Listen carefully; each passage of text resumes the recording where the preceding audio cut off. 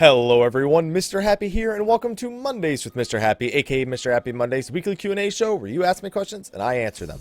So this show is special for two reasons. First of all, it's the first show of the new year, so Happy New Year's to everyone. Hopefully you had a safe one, and hopefully you have your goals ready for 2016. I actually made a list of goals. I'm going to put those up on the screen, either on like the left or the right, depending on, maybe I'll do it where the videos are. Nah, you know what, we'll do the videos first. Here's the videos. Whoop-bam, the videos from the last week. We got some Trails in the Sky, which I started playing. We have, I forget what I can do for the other two. I only did 2 videos on that side last week, so whatever.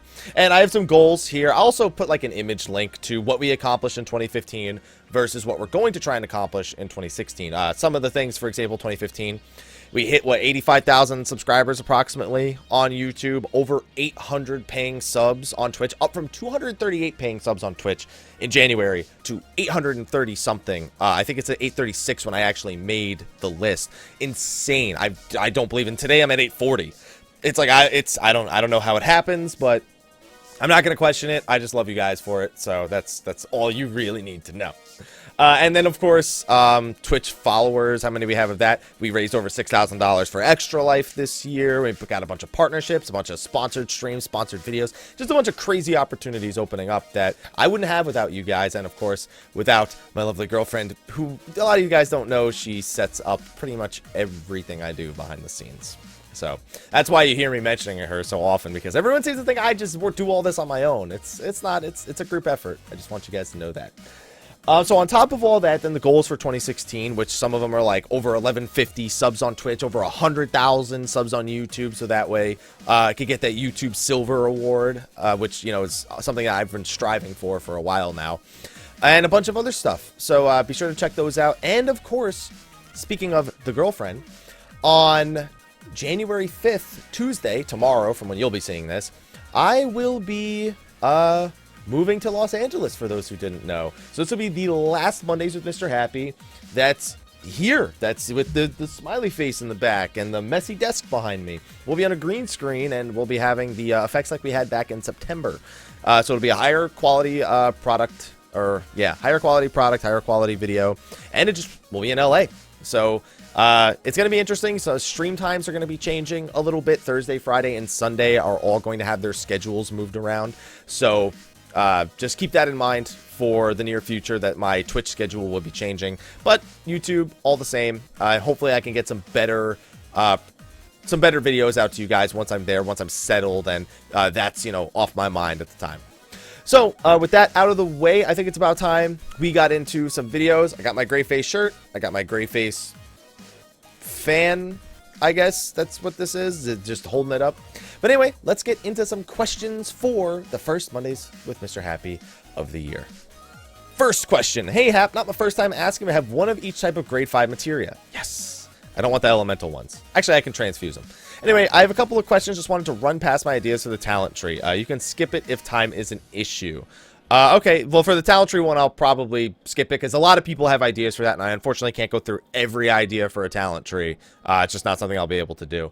But your first 2 questions, when is the right time to use Virus? So, Virus you usually use when you want to reduce large amounts of damage, whether it be physical or magical. So, it's almost like the equivalent of a defensive cooldown for a tank, you know. So, let's say a boss is going to hit the raid 5 times in the next 10 seconds.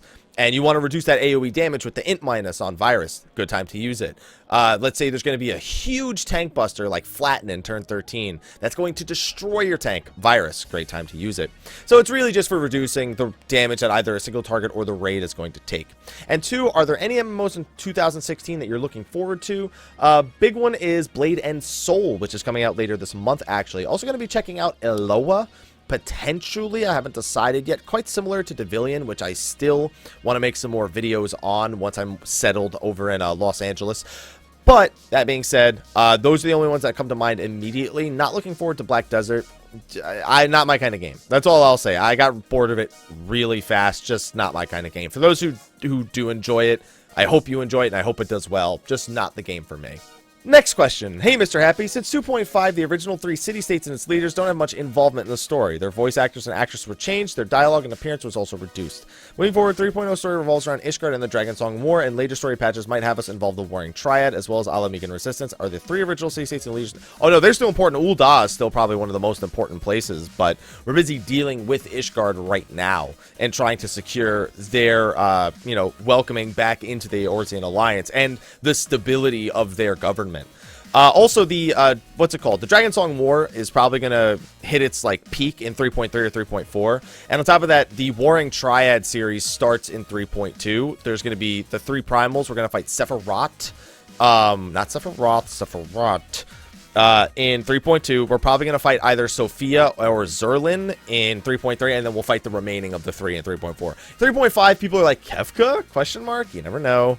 But, or it could just be some crazy Garlean leader. Someone suggested this in a comment under one of my videos that maybe a Garlean leader is going to go insane and try to use the power of the Warring Triad to, overthrow everything. I don't know.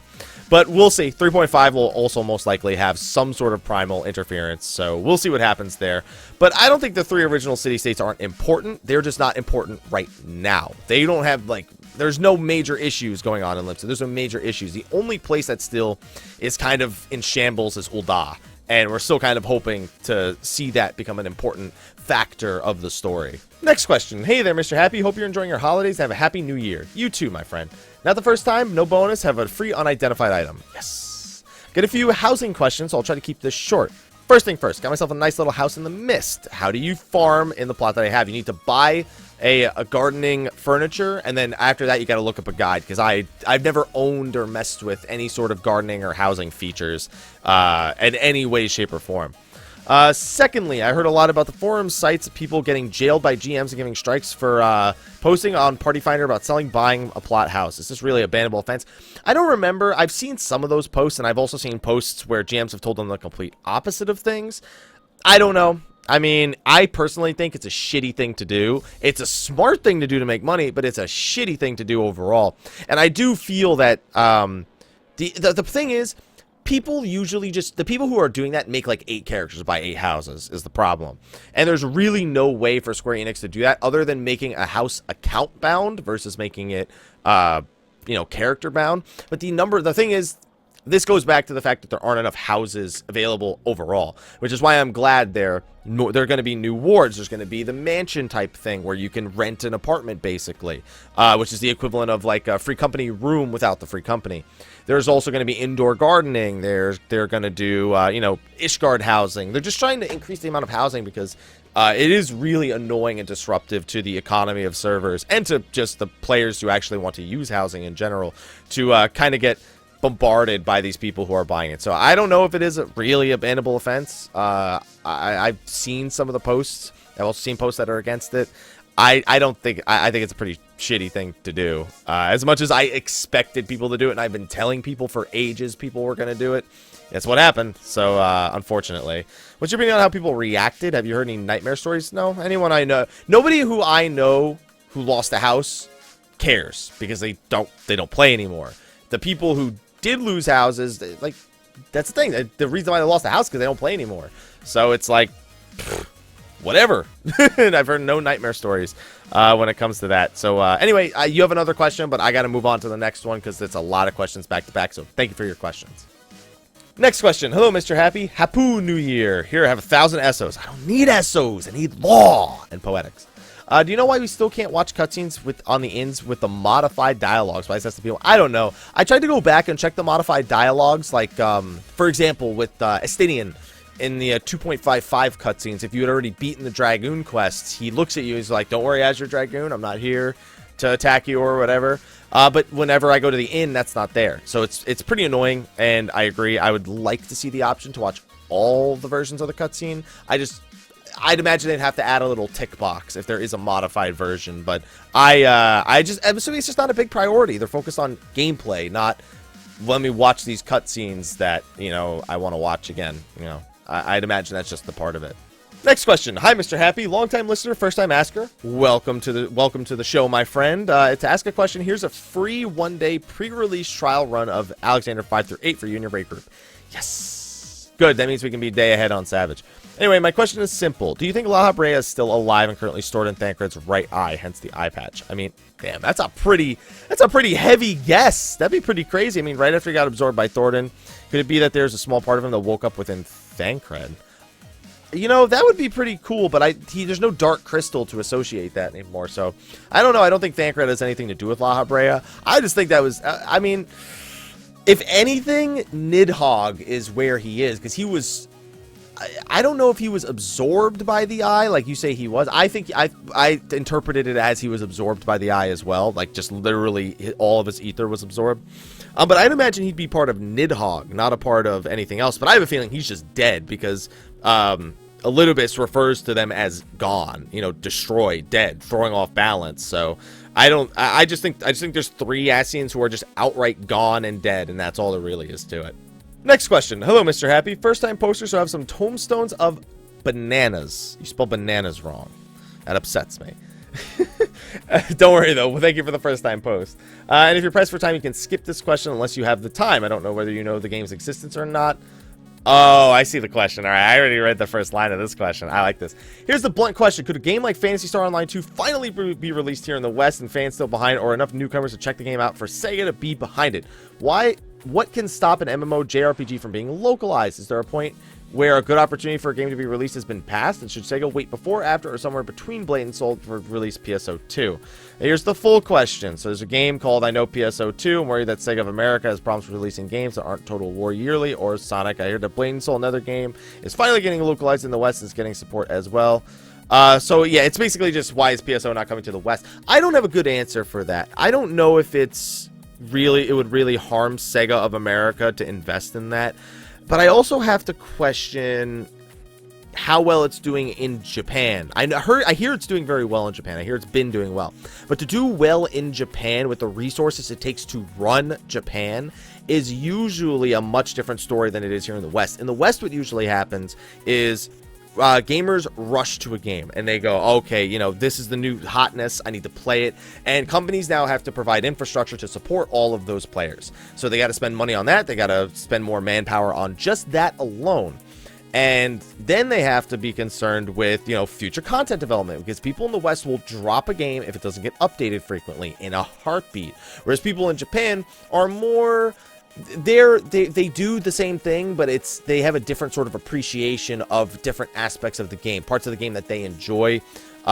It's a different level of appreciation than we have here in the West. We're very, very willing to drop a game at the first sight of it being of no longer being interested in it. So I think that they're probably weighing the cost of releasing it here, you know, behind hiring local people to localize it, opening up servers, you know, dealing with that whole first day struggle, and then on top of that, just its continued dedicated support. They're probably not seeing enough of a market here in the East. Yes, there are in the West. There are people who will play it if it comes here, and there are people who have found ways to play it over in the Japanese version. I just have a feeling that they look at the market and they go, I don't know if this would sell. I don't know if we could make this a worthwhile investment, whereas Blade and Soul is probably going to do very well here, and I think that may be a sign for PSO2 to eventually give it a shot. I feel like they want to test the waters a little bit first, so you may see something in the future, but I don't know. I feel like at this point, PSO2, it's been as long as it has. I don't know if it's going to happen. If it does, probably not till 2017. I still think PSO2 should give it a shot. I mean, you win some, you lose some, but this is if you lose some here, you're losing a lot of money. So that's the main concern I think that they have, is the money, how much it'll cost and how much it'll make. On that note, next question. Howdy, Happy. Happy New Year. Belated birthday to you. Thank you, my good sir, and Happy New Year to you as well. Longtime viewer, first-time asker. Got a few first-time askers here. Good. I like this. Have yourself an HQ King Cake. I have 2 left over. I still need 2 more anyway, so I'll take it. Woohoo! I recently got Warrior to 60, and I'm enjoying it. Dat Fellcleave, though. But I'm also thinking about leveling up Dark Knight level 35 because I enjoyed style. Which of these 2 tanks do you think is more fun and engaging? That's hard because Fellcleave is so fun. Warrior's a lot of fun. I think that Dark Knight's a lot more engaging, but that doesn't always equate to fun. If you're between casual and midcore, I think Warrior is right in your alley, unless you want to be super edgy with the Dark Knight. But I mean, what can it really harm you to level them both and have them both and play them? Maybe this day I feel like playing Warrior, maybe this day I feel like playing Dark Knight. I'd say just level Dark Knight to 60, just for the sake of having some diversity and seeing how multiple jobs play while still being somewhat similar. And also this little comment here at the bottom, no offense to Paladin, just not my style. I'm going to say there's still offense there, but yeah, I'd say just level Dark to 60 and just switch off between them. Like, if you're casual and mid-core, you don't even have to worry about what's your main, because it's irrelevant. It's whatever you want to play on a given day, pretty much. Next question's a simple one. Hey, Haps, quick question. Add-ons. When? By the way, first-time poster, thank you. They said that after Heavensward was complete, they were going back to working on it, but we haven't heard shit, so please look forward to it. Hi. Next question. Hello, Mr. Happy. Here's my questions. How's life? You doing well? Anything interesting going on these days? How's the weather? Life is excellent, as you can tell from the beginning of the video.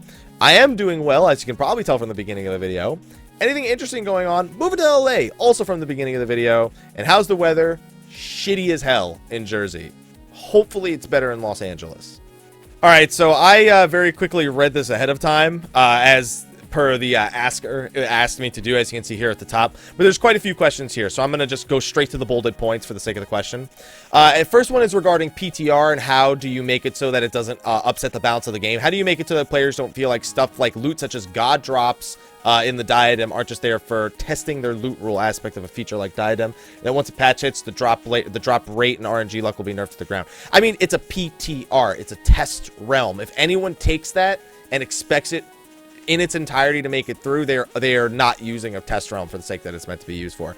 Yeah, people can use a test realm and they can calculate things out ahead of time, but I mean, that's going to happen anyway. All you're doing is making sure it gets done before the feature actually goes live. So just because you're doing it in the PTR versus doing it on the live game doesn't really make a difference. The only place I feel that really makes a difference is testing out raid bosses, which I don't recommend in PTRs. As much as it's nice, like if I look back, I would love to have tested the manipulator, but you can only test so much. Because then what am I going to do? It's like, oh guys, I got to privately test the X boss with Square Enix, so now we've done that. We know the mechanics. World first, woohoo! Like, you can't go ahead and do that. That doesn't make any sense. So, I mean, people just have to know it's a test realm. Everything there is for testing, and Square Enix also has to be completely clear about what is being tested, and that certain things, and that what things are not representative of the final product. If anyone then takes it, oh my god, they nerfed it. It's like, but it was being tested, and they got results. Like, what did you expect?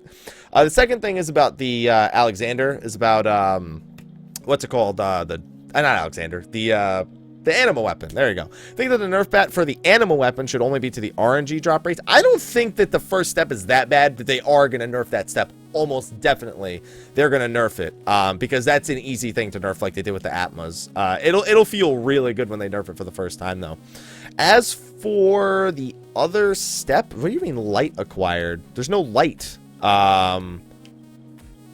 There's no light. Am I misinterpreting this? Remember Alex Norwell, tones, I gotta reread it again real quick. Blah blah blah blah blah. The only thing they're probably gonna nerf is how many tokens you need to trade in for unidentified items. Like that, and the nerf to the first step. I don't see them nerfing anything else. They're not gonna reduce the amount of crafted items you need. They're just gonna make them easier to get. That'll ultimately be what happens over time as they introduce materials into more aspects of the game, especially with new scripts probably coming out in 3.2. I mean, all of that's going to be a direct nerf to this animal weapon questline. And then finally, you think reworking some of the roulettes to have it so that the rewards for they reward poetics even when you're on a lower level job could hurt the game overall? I don't really think it would hurt the game, but they have to balance. They can't just say, oh, also on top of this EXP Gil, Grand Company seals, whatever it is you're getting, here's 30 poetics to top it off. I mean, yeah, it would be nice for someone who's leveling to get to a fresh 50, or if you at least have one level 50, it adds the poetics. But I mean, I personally, I would like it, because there's so many times where I go, oh shit, I can do leveling roulette to get poetics for my thing. Let me hop on to level 50, and then I realize I'm on the level 50. I don't get poetics from this when I'm on a level 50 class. So I'm for it. I don't see it being high on the priority list, though. They want you to pick a trade. They want you to have a trade-off. They want you to either be getting the tombstones or be focused on leveling. They don't want to over reward you for certain roulettes and completely rule out other roulettes. I feel, at least, is the reason why most of those things are going the way they are.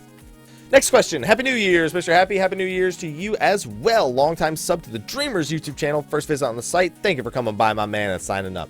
Questions response to your YouTube vids on Red Mage and Blue Mage and how you would implement skill trees. I'm personally not keen on the idea of jobs being able to queue up as multiple roles, as that would involve a lot of regular rebalancing of existing job roles. I would rather a resource spent on creating new jobs. But a difficult CL class such as Bard Machines could fulfill more than one role in the current Trinity. Well, keep in mind that skill trees don't always have to redefine role. They can redefine playstyle as well. For example, maybe there's a Bard playstyle where songs are more potent, but they can no longer, their DPS no longer requires that they have Minuet, or Minuet has a different effect that doesn't include cast times. That would result in a lower personal DPS, but could result in better resources for the party. That wouldn't work very well. It's just an example I'm giving. Or maybe they have a version of Bard that's more focused on upfront damage. They have a version that's more focused on damage over time. Skill trees can be used for things like that as well, or single target versus AoE damage. It can be really simple decisions. It doesn't always have to be a change in role, but when it comes to jobs that are like Red Mage, Blue Mage, I feel like a skill tree fits those things for the idea of each skill tree being a different role. It doesn't always have to be that way. I mean, you can see Warlock in World of Warcraft. I mean, obviously skill trees are barely even, they're not even in existence anymore. It's just you choose a skill every like 10 levels, or a passive every 10 levels. And I agree. I still don't think skill trees are all that important, but if anything, just the ability to change the role of a job, and I think a skill tree would accomplish that in a very simple manner. I think I would appreciate that at the very least. All right, next question. Hey, Happy, quick hypothetical question. All right, hypothetical. I like it. Let's pretend Square Enix announced there will be 6 bosses. Yes! They didn't, guys. He's just saying, what if? All 6 bosses released in 3.2 for 6 months, or 3 to 4 bosses in 3.2, or 3 to 4 bosses in 3.2, and then 2 to 3. I guess that depends on how it's done. That's a pretty long break. See, the thing is, I feel like I could deal with 4 bosses still in one patch if I knew I was getting 3 bosses of equivalent difficulty in the following patch. I think I could settle with that. And on top of that, if you make it so you don't finish progression, like you can't get every piece of gear from the first 3 to 4 bosses, and that there's still like, oh shit, new patch is out, we can upgrade the rest of our gear. I would be okay with that if it meant more bosses per 6-month period of time. So that's just my personal thing though. I, however, am also somebody who wouldn't mind having them all right up front, just for the sake of world firsting it, and then being able to take raiding at a more casual pace, like once a week, like we do now, for the next 6 months. I don't mind either way because of what I do as a career. So the gamer in me says I wouldn't mind either of them. The businessman in me would prefer all 6 bosses up front, to be honest. Although having more guides to make in 3.3 does make it more interesting. But I usually take the odd numbered patches and I use it to pump out the boss guides as soon as I have like a really solid strategy, as opposed to the even numbered patches where I work on the guides while I'm doing world prog, but I can't release them for like weeks because of the way that we operate, just because of the number of hours we put in. So hopefully that's an adequate answer, but I like it. I like that. That was a good hypothetical question. Thank you for asking that. Next question. Hey, Hapsina, and his name is Hapsina. I hope you had a good New Year's. Have a bonus 210 ninja weapon with 300 skill speed and 30 determination. You're a sick fuck. My question is a pretty simple one. Then for the next new class or classes, guys, we can't be calling them classes anymore. They're jobs. We're like never gonna see another new class, I don't think. Namely, do you think they will release a new class or job? No classes. No, they're not gonna do it. They're not doing another thing like they did in Ninja. They already flat out said it was murder on the development team to try and schedule a mid-expansion job release. So no, they will probably never do that again. So I wouldn't have your expectations anywhere, really. Next question. First time asking anything. So I have my condolences. Tombstones of condolences? I'll take those. Question 1. Do you think we'll eventually get some sort of Garlemald-based job that uses a gun blade? There's a giant pool of stuff for them to take based on enemies, but I think any kind of job... I mean, they can do anything they want, really. Like, I don't ever say no outright to things like this, because it's like, they could do whatever the fuck they want. It's their game, right? If they all of a sudden determine Garlemald has this specific art of job, then sure, then I don't see why not. The thing is, we would probably have to be on friendly terms, or somebody who defected, Sid, would probably have to be the one to teach it to us, or Lucia, I guess, but she doesn't really follow that. From what I understand, though, their combat stances aren't really any different from ours, other than the high legatuses and, like, any of the higher ranking generals. They're the only ones that ever really have any sort of different place. Like, that's, everyone looks at what's his name from Cape Westwind, and they go, can we get one that's got dual gun shields? And I'm like, sure, why not, right? Just good luck getting us to that point with people who can wield that kind of stuff. Who knows? One day, gunblade type job is entirely possible. Even if it's not Garlemald based, I wouldn't be surprised. And second one, if I'm remembering correctly, it's already been said that the expansion after Heavensward won't require you to complete Heavensward's story. That's right, you'll need to beat 3.0, but you won't need to beat 3.1 through 3.55. Is there a possibility the expansion will keep the level cap at 60? I think they'll increase the level cap again. They seem to be pretty hell-bent on not changing jobs unless they increase the level cap, which I don't think needs to be a thing. Like, I feel like you can change the jobs without increasing the level cap, so I'm not going to rule it out, but I still think we're going to go from 60 to 70. Just because the only thing that they're really doing is making it so if you want to experience the Heavensward story from beginning to end, it's there. Or you can go right into 4.0 with a synopsis of everything that happens from 3.1 through 3.55. Next question. Hey, Happy, I hope this year is better than the last. Well, last year was pretty fucking good, so it's going to be pretty hard to top it. Here's a quick question. Is it okay to use Duality with Armor Crush if you need to use Armor Crush and it's up, or should you only save it for Aeolian? This comes down to a matter of, if I save my Duality now, am I going to lose it by the end of the fight? Let me explain better. You get X amount of dualities out per fight, and you can pre-calculate that based on the length of a fight. If fight's 13 minutes, every 90 seconds, just divide, right? But you know that you beat the fight in 10 minutes, let's say. Excuse me, 10 minutes, let's say. And you know that you have X amount of spare time at the end, like, oh, you know, 1.5 minutes, 3 minutes, 4.5 minutes, 6 minutes, 7.5, 9. So there's a 60-second window there. If you kill it in 10 minutes flat, you have 60 spare seconds where if you need to save some seconds on like, oh, I'm on my Armor Crush, but Duality just came up. I can Aeolian with it. I just need to wait another 6 seconds. Okay, bam, you know you have 6 seconds out of that 60 seconds that you had stored away at the end in order to use Duality. But as soon as you get over that 60-second mark, you've now officially sacrificed an entire Duality just to save it. It's all about looking at how long you spend on a fight and figuring out if you need to spend that Duality as soon as you get it, or if you can afford to save it. Also, if it's a fight where, let's say the boss has no rear, which I know they really don't do anymore since Tastasha hard mode, then of course Duality Armor Crush is your only choice. So there are opportunities where you pretty much have to give in and say, yeah, I have to Duality Armor Crush, but don't do it just because you're on Armor Crush. It takes a little bit more thought process. Next question. Hey there, Mr. Happy. Happy New Year! You too. Just wishing you all the best New Year's and have 300 ESO New Year bonus. Yay! Now on to another question. Hey, Haps, have a moving bonus. Woo! Just a quick ninja question. After my opener, when my second Duality, hey, we just had this question.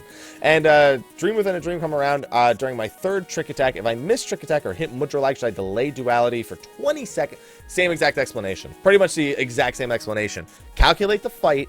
If it's okay to hold on to it and it won't cost you a Duality, you're good to go. Otherwise, hit it. That's all you got to do. Next question. Hi, Mr. Happy. My uncle works at Square Enix, so I have 27,000 uncapped Law and Poetics. You lucky son of a... Moving on. I have 2 questions which are story related, so I'll try to condense it as much as I can. So in the southernmost part of Eastshroud, there's a Garlean stronghold called Castrum Oriens, which I believe is briefly mentioned. It's mentioned in the 2.0 story as well, not just 2.1 and 2.5. You can clearly see it from the cutoff point at the map, and it even has its own map marker. Since it looks too detailed to just be a background piece, you think it'll make it into an 8-man dungeon or trial? Oh yeah, almost definitely. I have a feeling every Castrum is going to be involved in either a world map or a dungeon at some point or another. Also, the next expansion is believed to be set in Alamigo. Do you think it will be the way to get there? Yeah. I mean, you have to go through the Shroud to get to Alamigo, so Castrum Oriens is almost definitely sort of like their border patrol for Alamigo. So yeah, I absolutely feel like there's going to be something involved. I don't know if it's going to be like Steps of Faith to get into Ishgard. I mean, you don't mean like a similar fight. I mean, like, just like that's the path you need to take. Yeah, I have a feeling Oriens is going to play a role. They didn't just bring it up and we're never going to see it. We will see the inside of Castrum Oriens at some point or another. Next question. Hello, Mr. Happy. Have some poetics and any animu. You're saying animus. Okay, step clear of your choice. Well, I mean, fucking, of course I'm gonna finish the whole fucking third step. Question is as follows. Info. Okay, we could just, let me see what the actual question is, see if I need context. Do you think I am doing good enough to go through the binding coils now it's normal and the extremes, or would it be too much of a hindrance to parties? Okay, I definitely need to read the information.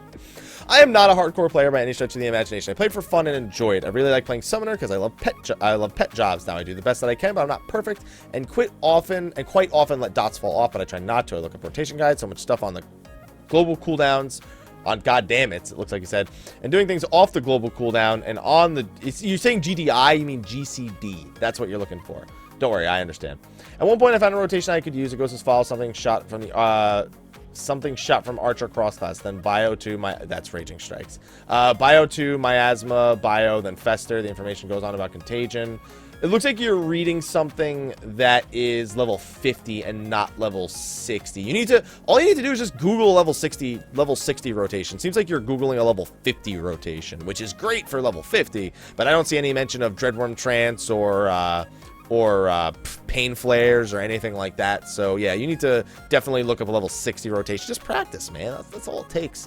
And honestly, I wouldn't be worried about your performance in Alexander Normal or the coils as long as you're putting an effort to learn your job. Let me tell you, that's 99% more than what most people do in the Duty Finder. And honestly, the fact that you're doing that at all, regardless of your skill as a player, that is the recipe to increase one's skill, is actually the desire for self-improvement. So you're already ahead on that regard. I would say that is enough to get you through things like coils and normals and the extremes. Extremes are probably going to push it unless you really go out of your way to learn a little bit more about the job. But first of all, binding coils is a joke. You're going to get carried through that for your poetics bonus, so I wouldn't worry about that. Alex Normal, easy mode, no worries. And then the extremes take a lot of practice if you're a brand new player and you're not a hardcore player. So I would say that those are probably going to cause a little bit of issue, but I wouldn't say you'd be a hindrance. You would just be a new player. What is the equivalent of a new player or not a hardcore player, like you said? I don't think your DPS output's going to affect the completion of those fights. Those fights don't really have intense DPS checks other than Thornton. But I think you'll be okay, and especially because you're willing to improve. Just make sure you do some research on the level 60 rotations, not so much on the level 50 rotations. Next question. Insert whatever greeting you'd like, Mr. Happy. Since this Mr. Happy bribery game has gotten out of control, I'm not giving you anything. However, do believe in paying tolls, so I'm offering Mel a Mr. Happy minion. It only says, hey, one day we'll make that happen. So for over a month, I've had a few questions. However, I've always forgot to ask them when I get on my laptop. I think I had this question for one of them, but I won't remember for sure until Monday. Luckily, he TLDR'd it, so I actually really appreciate that. Let me see if I need the context to ask. I see you listed some things here, like right there. What, in your opinion, was the metric Square Enix used to justify making Alex Savage so hard? Should they have used different ones instead? So, if you look at the clear rates of Coil, they were actually pretty good. It was pretty much like, an average amount of our player base that raids is actually completing this. The majority of feedback they got 2 degrees of feedback. And I can, as somebody who streams and had that discussion in my chat a lot, let me tell you what those 2 were. Coil is too hard, I just want to see the story. I saw that more than anything in my chat when I would be raiding Coil. It's like, I wish I had a raid group that could actually beat this stuff, but it's too hard. I just want to see the story. I shouldn't need to raid to beat the story. I saw that a lot in my chat. And while I don't necessarily agree with that standpoint, I do understand that Square Enix is a business, and that if these people are willing to keep paying money, they should appeal to these people. Absolutely. But they don't want to throw away the people who want a real raiding experience and value the challenge of raiding. Now, for some people, the challenge and the story that came with the challenge made the story more impactful, and I totally get it for those people, and I unfortunately do feel sorry that they no longer have that opportunity because there's easy mode and then there's a savage mode. So I'm for those people, I feel for you. I definitely agree it felt way better in Coil to get through the story because the challenge was associated with it. On top of that, the other thing they got was a lot of people just said that Coil wasn't hard enough. They never got that piece of feedback that said, Coil is perfect the way it is. Do this every time. people talked about the story aspect, and people said that, it was a good challenge, but it wasn't really that hard, especially after Final Coil. So they took the people's response, said, oh, we want something harder. The problem was the way they made it harder wasn't measured in the way that the community wanted to be harder. The community wanted more things like Thornton and Turn 9. That's what they meant by harder. They didn't necessarily mean they wanted these super crazy intense DPS checks, which I think are good because they help improve the way you play your job. I know I've improved just because of the difficulty that Savage is, because I needed to meet the bar to actually get through it. So I think that's that. As someone who streamed, I can tell you that was very common. And also the feedback they got when they tested Second Coil Savage was that this is good, but the only reason I'm not incentivized to do it at all is because there's only titles as rewards. Some people that was okay. For me, that was okay. For some people, they needed dyed armor. That was a big piece of feedback. Oh, if only it was high Allegan, but it was dyeable. I heard that feedback so much. It's like, I would do it. Or oh, maybe it was 5 item levels higher. I would do it. What do you know? That's the majority of the feedback that they got, and that's just what they used to determine it. I don't think it's any more complicated than that. So, I mean, we'll see what happens with the new Savage and where the community lays on this one. I think the community will be much happier with the new Savage, except for the few people that are like, it wasn't hard in the first place, don't nerf it. I think those people will probably be the only people upset. I think the majority of players who now no longer have statics that are crashing and burning at A3 Savage will be much happier with the new difficulty. Oh, there's a little spoiler tag. Whenever I try to wrap up a question, I stare awkwardly into the camera. Also, last week you gave Summoner advice on when you use Swiftcast. You were correct saying not to save for raising people, but incorrect in saying you use Shadow Flare and Dreadworm Trance. Oh, that was just the other reason. The gain from boosting isn't as high as using Ruin 3 and using Shadow Flare when not in Dread Trance. Your answer was mostly correct, just partially wrong. Yeah, I don't play Summoner, so that's perfectly fine. I haven't Googled it. So, hey, you can use it, the advice to the person before you who was asking for Summoner stuff. Next question. Sup, bleh? Remember how in 2.x skill speed was usually something that DPS and tanks avoided like the plague? Well, sort of tanks. Warriors kind of always wanted it, but now it's even more so. Well, Square Enix made some changes to secondary stats in 3.2 to avoid this problem, right? I mean, Black Mage, I don't suffer from this problem that much. You don't suffer from it at all. All your stats are fucking amazing. Spell speed is good for you up to a point, but left and right here, summoners avoiding spell speed and tanks and DPS avoiding skill speed. Excuse me, I don't know why it's real gassy all of a sudden. So I wonder, is the problem now that Square Enix didn't do enough to make the less desired stats worth it? Or is it a matter of people not realizing it's actually not that bad? No, it's been calculated out and it still sucks. The problem is still that for DPS, TP regeneration is still the same. Although there's more jobs in the game that can restore TP now, that didn't ultimately change the value of skill speed. Skill speed value changed for warriors. It's more valuable for them now than it used to be. It's more valuable for dragoons than it used to be. And it's not uber bad for monks. It's only really bad for ninjas, and even then, it's still gotten better.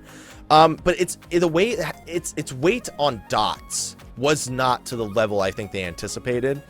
So it's still the ultimate problem that there's the TP regeneration sucks with it. Spell speed for summoners is that the other stats, just that the other stats do more. Yes, spell speed, great. I can cast spells faster. Doesn't really matter all that much as a summoner. Your dots, they are not scaling with the spell speed enough either. So I still think that those stats could use some work. I would just like to see them add more stats, because maybe while the aspect of, because you know what people like about determination and spell speed for summoners, they both affect dots. The problem is spell speed has this other effect that they don't want or they don't care for, while its determination is scaling better and scales with all their non-dot damage as well. So maybe if they just had like dot damage plus whatever, and then spell speed was its own thing that didn't involve it. Same with critical hit chance versus critical hit damage. Like, as great as that was fucking overboard. I don't know what they were thinking when they made critical hit rate also improve critical hit damage. That was insane. Super sane. You know what I'm saying? So, I don't know. I think they still have some work to do, and I'm hoping in 4.0 we see some more stats. Just fingers crossed for that one, but who the hell knows, right? All right, we're on to the final question. This was a pretty good one. We actually had quite a few questions, but a lot of them were short, so you guys made it so I was able to get to even more questions this week. So here we go. Last question of my New Jersey Mondays with Mr. Who gives a shit? Anyway, hey, Happy, long-time viewer, first-time asker. Nice. So take a gob item. I don't need one. I'll donate one to Sly. I'll donate him a gob dip. I've got a short question for you being a first-time asker, so enjoy. I've noticed that the Anima and Esoterics weapon sets for Paladins have similar stats but on different weapons. Do you think that it would be wise to mix the two sets of weapons? If so, would it be better to get the two mixes? Oh, are you saying that like one has the shield and one the... You know, maybe. I didn't think about that now that you mention it. I don't know. I'd have to kind of pull up Ariala and check that out. Let me see that. Ariala.com/paladin. And let's see, what do we got here? What do we have here? So, the Hauteclair and the Almace. So, the Almace has, let's see, the Hauteclair is Determination and Parry. Ugh, garbage. The Almace is critical hit rate and skill speed. Still not great, but I mean, the Gordian Blade is still hands down the best weapon at, you know, critical hit rate and determination. Then you have the shields, where the Pertwin has, the Pertwin, which is the upgraded ESO one, has 20 crit and 29 skill speed. Not bad.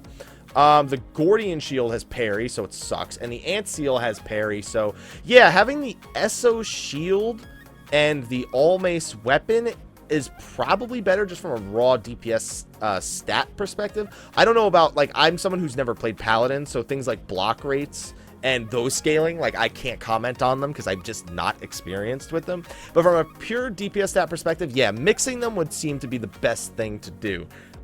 Just keep in mind, eventually you'll need both your Almace and your Ant Seal in order to, or in other words, your Anima sword and shield. You'll need both of them probably to continue on with the quest. So don't throw either of them out, if that makes sense. But the Gordian Blade still best in slot, and the Ant Seal isn't. So, I mean, regardless, the Anima isn't best in slot anyway. But if you don't have the option of getting the Gordian Blade, definitely mixing and matching them would probably be the right thing to do. And anyway, that's going to be all the questions for this week. I got to get editing on this because I have family coming over soon, and I am hungry as hell. Can't wait to eat some pizza, mussels, and chicken wings. Can't wait. Anyway, thank you, everyone, for your questions this week. Be sure to like, favorite, subscribe, and share. If you have a friend with a question, be sure to send them my way, as long as it's a question that I can actually help with. Also, if you want to ask a question, check the description of the video below. You can find the Dream Network forums there. That is where you sign up to ask your questions. Thank you for all the first-timers as well. And guys, let's kick this year off strong, all right? We're at 840 subs on Twitch. We're going for 1150 by the end of this year. So that's what? That's 300 away. So if we were to hit, if I were at 850, it's a little bit more than 25 subs a month. So let's see if we can accomplish that and just take over the world with the Happy Army. All right, guys? So I'm hype. I hope you're hype. Let's be hype. It's 2016. I'll see you guys next week from Los Angeles. And until then, take care.